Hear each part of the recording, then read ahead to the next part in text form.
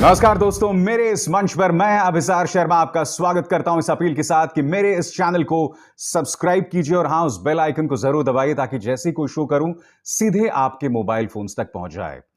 तो मुख्यमंत्री आदित्यनाथ, उत्तर प्रदेश के मुख्यमंत्री आदित्यनाथ कल जनता के बीच गए और वहां पर एक बच्चे को गोद में उठाकर मुख्यमंत्री आदित्यनाथ कहते हैं, देखो मुझसे डर नहीं रहा।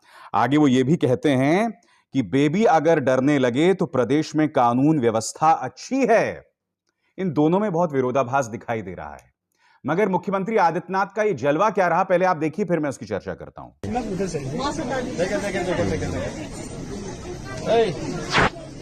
बहुत बड़े भाग है हमारे कि दर्शन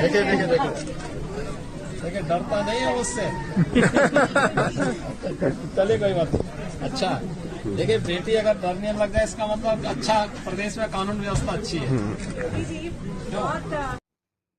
तो आपने दो चीजें देखी दोस्तों।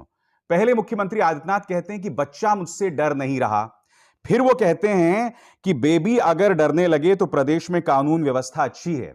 तो मुख्यमंत्री आदित्यनाथ, मैं आपसे पूछना चाहता हूं कि यह कौन सा राम राज्य है जहां बच्चे डरने लगे तो कानून व्यवस्था को अच्छा माना जाएगा?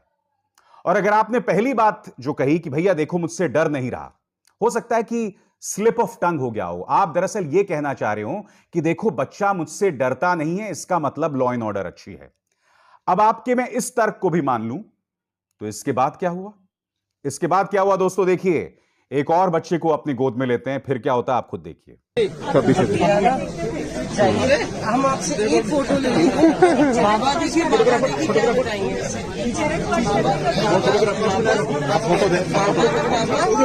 मम्मा आप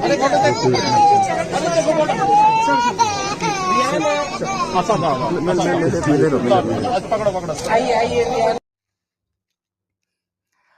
अब मुझे बताइए मुख्यमंत्री महोदय, अब जबकि ये बच्चा रो रहा है तो क्या हम मान लें कि उत्तर प्रदेश की कानून व्यवस्था बदतर है? दुख की बात यह है दोस्तों कि भारतीय जनता पार्टी वोटों की सियासत में इस कदर बौखला गई है कि अब उन्हें छोटे छोटे बच्चों से सर्टिफिकेट चाहिए लॉ एंड ऑर्डर की।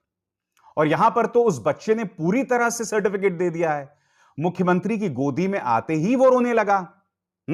इसका क्या मतलब माना जाए? इसका मतलब मुख्यमंत्री की गोद में आके अगर बच्चा रो रहा है तो आप ही के तर्क से मुख्यमंत्री, क्या लॉ एंड ऑर्डर बहुत खराब है? आपको अगर सर्टिफिकेट चाहिए मुख्यमंत्री, तो मैं आपको बताता हूं आपको किसके पास जाना चाहिए। आपको हाथरस की उस गुड़िया के मां बाप के पास जाना चाहिए जिसको रातों रात आपके प्रशासन ने जला दिया था, उसके शव को। वो गुड़िया जिसके साथ दुष्कर्म, उसके बाद में उसकी हत्या हुई थी।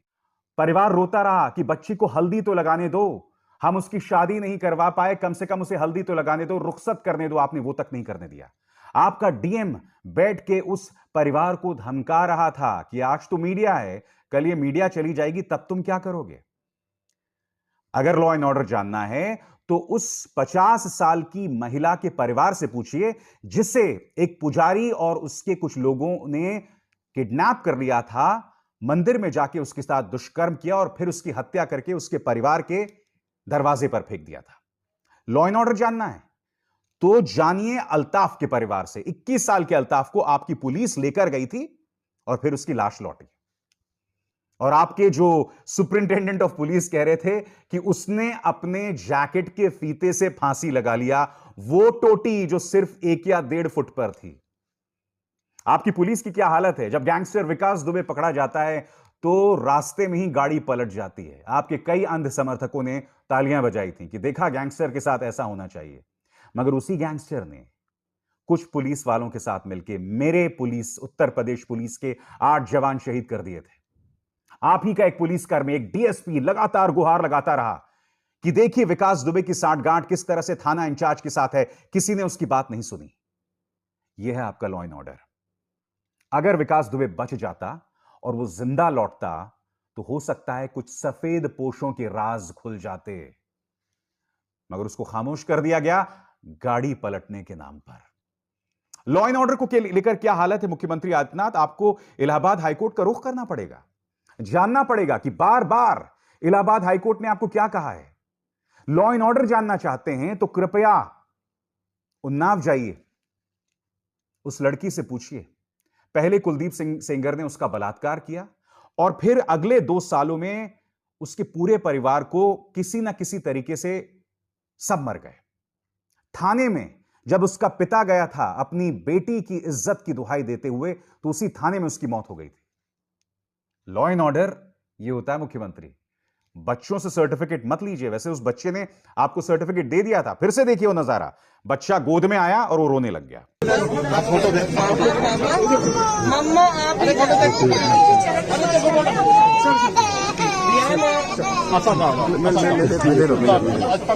आइए आइए दियाना। मगर दोस्तों ये अंदाजे बयां है मुख्यमंत्री आदित्यनाथ का। एक खबर देखिए दोस्तों, इन्होंने अपनी पीठ थपथपाई थी कि किस तरह से टाइम मैगजीन में मुख्यमंत्री आदित्यनाथ की तारीफ हुई है। ये देखिए दोस्तों, अभी भी वो ट्वीट लगा हुआ है मुख्यमंत्री आदित्यनाथ का। Hang in there, better times are ahead, innovate COVID management model. तारीफ की जा रही है कि मुख्यमंत्री आदित्यनाथ ने किस तरह से तारीफ की। इस आर्टिकल में यह भी बताया जा रहा है कि मुख्यमंत्री आदित्यनाथ की तारीफ की जा रही है और ऐसा किसी और मुख्यमंत्री ने नहीं किया। बाद में जब इसकी जांच हुई तो पता चला कि टाइम मैगजीन के अंदर उत्तर प्रदेश सरकार ने विज्ञापन दिए थे। आपकी गाढ़ी कमाई, जनता की गाढ़ी कमाई, यानी कि आपकी जेब से पैसा निकाल के वही पैसा जो है विज्ञापन के तौर पर दिया जा रहा है टाइम मैगजीन को और अन्य गोदी मीडिया को। मगर ये पहली बार नहीं है। आपको याद होगा जब आजमगढ़ में अमित शाह की रैली थी तो उस रैली में क्या हुआ था मित्रों? 40 लाख रुपए आकस्मिक फंड से निकाले गए थे। याद है या भूल गए आप?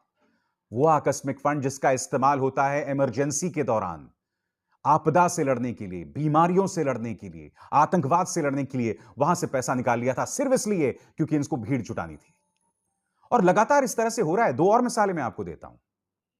यह देखिए दोस्तों, इन्होंने यह विज्ञापन छापा है और इस विज्ञापन में लगातार कहा जा रहा है कि बुंदेलखंड को सौगात, भामवदी बांध परियोजना, ललितपुर की 3800 हेक्टेयर भूमि होगी सिंचित, 20 गांव के 8062 किसानों को मिलेगी सिंचाई की सुविधा। अब इस तस्वीर की जब पड़ताल हुई तो पता चला कि यह तस्वीर दरअसल कृष्णा नदी पर बने श्री सैलम बांध की है, जो तेलंगाना आंध्र प्रदेश सीमा पर स्थित है। यानी कि इनके पास अपनी उपलब्धियां भी नहीं है गिनाने के लिए। जो बांध बताया, बुंदेलखंड का बांध बताते, वो दरअसल निकला तेलंगाना का। और आपको याद होगा कुछ दिनों पहले की बात है जब इन्होंने एक विज्ञापन छापा था कि देखिए साहब उत्तर प्रदेश के अंदर कैसे कैसे फ्लाईओवर हैं। इंडियन एक्सप्रेस में वो विज्ञापन छपा था और उसके अंदर जो तस्वीर थी वो उत्तर प्रदेश की नहीं थी।